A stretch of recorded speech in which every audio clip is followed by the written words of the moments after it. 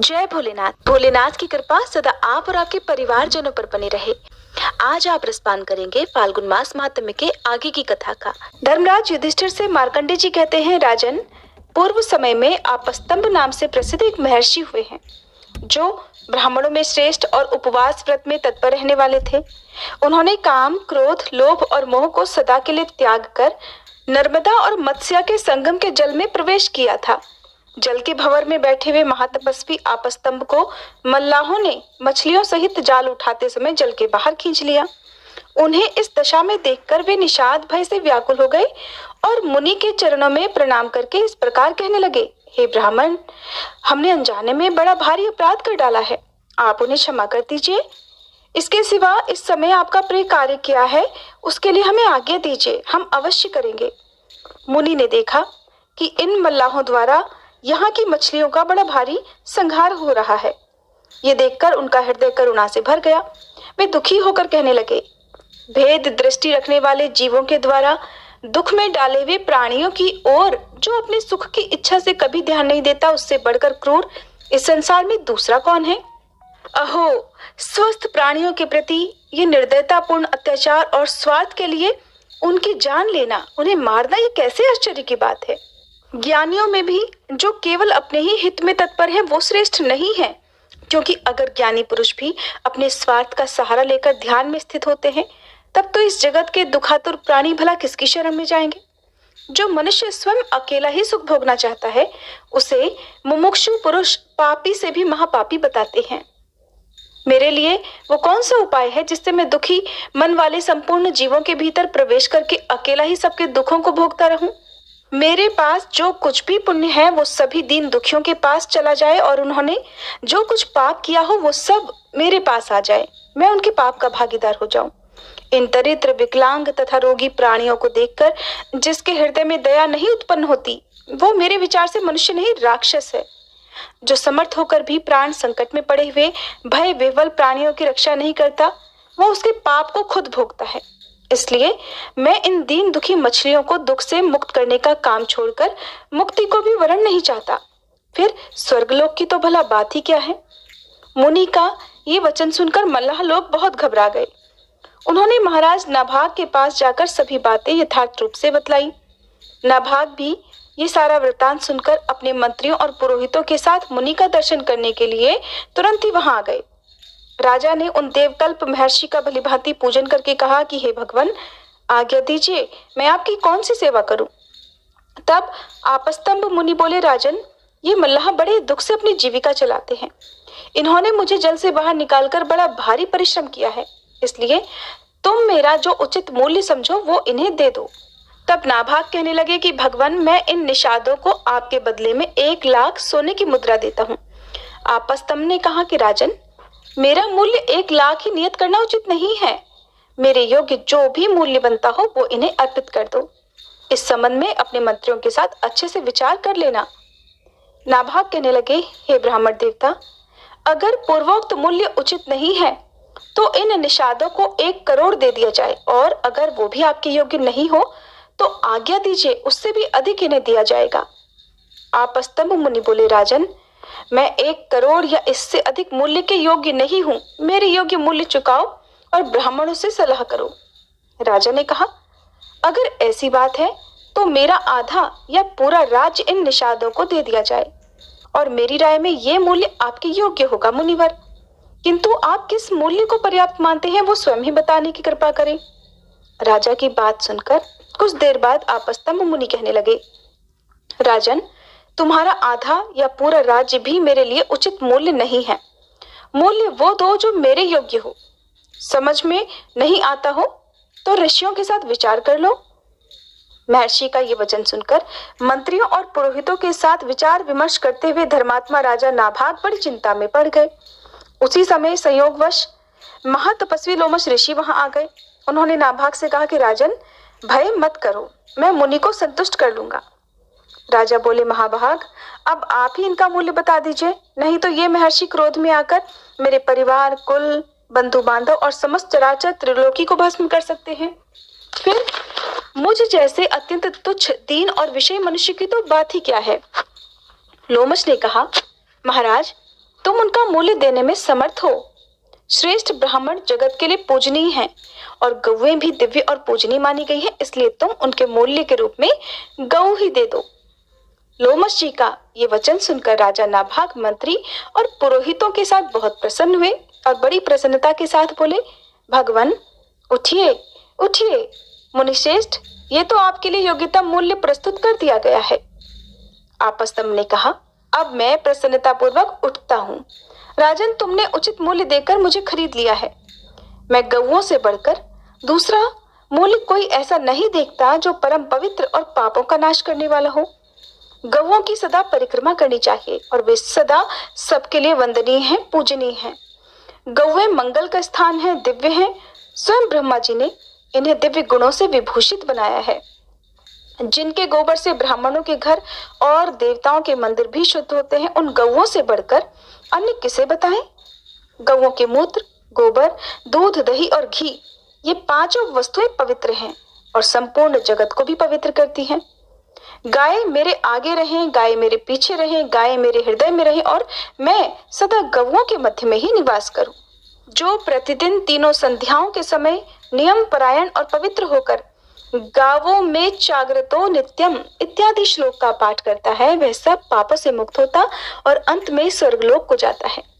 प्रतिदिन भक्तिभाव से गौओं को गौग्रास देने में श्रद्धा रखनी चाहिए। जो प्रतिदिन गौग्रास अर्पित करता है, उसने मानो अग्निहोत्र कर लिया, पितरों को तृप्त कर लिया और देवताओं की पूजा भी संपन्न कर ली। गौग्रास देते समय प्रतिदिन इस मंत्रार्थ का चिंतन करें, सुरभि की पुत्री गौ जाति संपूर्ण जगत के लिए पूज्य है और वह सदा विष्णु पद में स्थित है, सर्वदेवमयी है। मेरे दिए हुए इस ग्रास को गौ माता देखें और ग्रहण करें। ब्राह्मणों की रक्षा करने, गौओं को खुजलाने, सहलाने और दीन दुर्बल दुखी प्राणियों का पालन करने से मनुष्य स्वर्गलोक में प्रतिष्ठित होता है। यज्ञ का आदि, अंत और मध्य गौओं को ही बतलाया गया है। वे दूध, घी, दही और अमृत सब कुछ देती हैं, इसलिए गौओं का दान करना चाहिए और उनकी प्रतिदिन पूजा भी करनी चाहिए।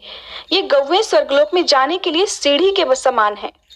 गौओं के इस उत्तम महात्म्य को सुनकर निषादों ने महाभाग आपस्तम्भ जी को प्रणाम करके कहा, प्रभु, हमने सुना है कि साधु पुरुषों के संभाषण, दर्शन, स्पर्श, श्रवण और कीर्तन सभी पवित्र करने वाले हैं। हमने यहाँ आप जैसे महात्मा के साथ वार्तालाप किया है और आपका दर्शन भी कर लिया। अब हम आपकी शरण में आए हैं, आप हमारे ऊपर अनुग्रह कीजिए। निषादों की बात सुनकर आपस्तम्भ जी बोले कि इस गौ को तुम लोग ग्रहण करो, इससे तुम सब लोग पाप मुक्त हो जाओगे। निषाद निंदित कर्म से युक्त होने पर भी प्राणियों के मन में प्रीति उत्पन्न करके इन जलचारी मत्स्यों के साथ स्वर्गलोक में जाएं। मैं नरक को देखूं या स्वर्ग में निवास करूं, किंतु मेरे द्वारा मन, वाणी, शरीर और क्रिया से जो कुछ भी पुण्य कर्म बना हो, उससे ये सभी दुखार्थ प्राणी शुभ गति को प्राप्त हो जाएं। इन्हें जीव हत्या का कोई भी दोष ना लगे। इसके बाद शुद्ध चित्त वाले महर्षि आपस्तम्भ की सत्यवाणी के प्रभाव से वे सभी मल्लाह मछलियों के साथ स्वर्गलोक में चले गए। मछलियों सहित उन मत्स्य जीवी निषादों को स्वर्ग में गया हुआ देखकर मंत्रियों और सेवकों के साथ राजा नाभाग को बड़ा विस्मय हुआ। वे इस प्रकार कहने लगे, कल्याण की इच्छा रखने वाले पुरुषों को सदा संतों और पवित्र जल वाले तीर्थों का सेवन और दर्शन करना चाहिए।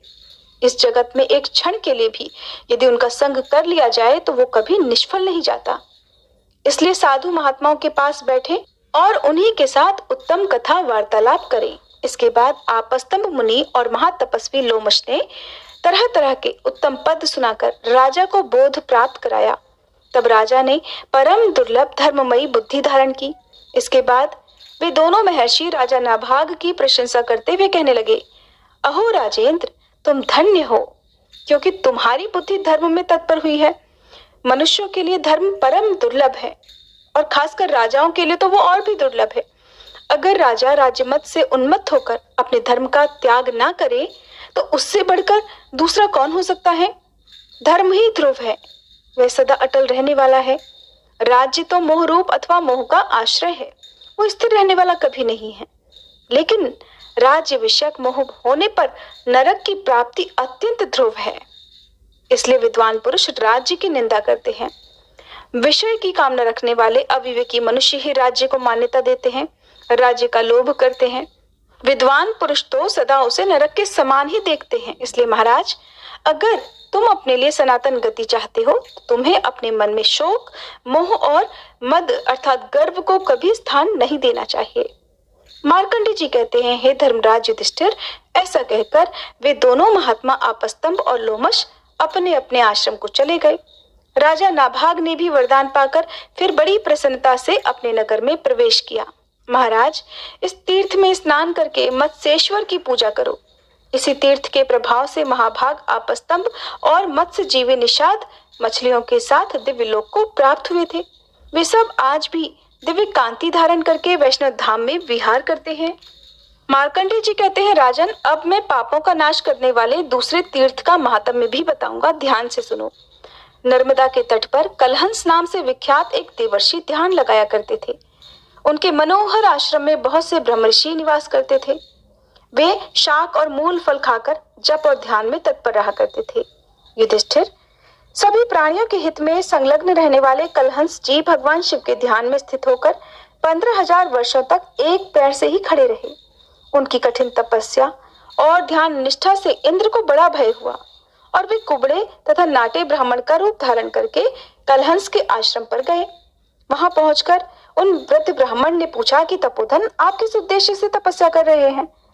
कलहंस ने हंसते हुए कहा, महाभाग, मैं आपको जानता हूँ। आप तो देवताओं के स्वामी देवराज इंद्र हैं, लेकिन मैं इंद्र पद नहीं चाहता, इसलिए आप इच्छा अनुसार राज्य कीजिए। आप मुझसे भय मत कीजिए। मैं महादेव जी की आराधना करता हूँ और किसी देवता की नहीं।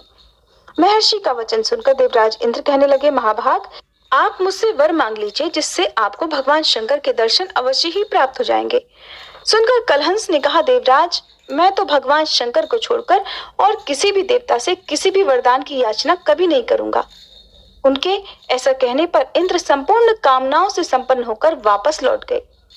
कलहंस की पराभक्ति को जानकर देवाधिदेव महेश्वर ने उन्हें अपने नीलकंठ त्रिलोचन स्वरूप का प्रत्यक्ष दर्शन कराया।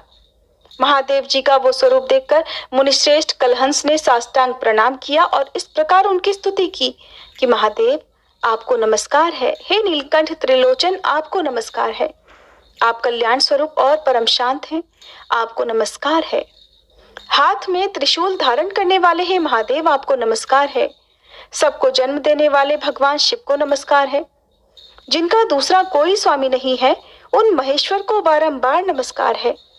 महादेव इत्यादि नामों से जिनकी स्तुति की जाती है, उन भगवान त्रिलोचन को नमस्कार है।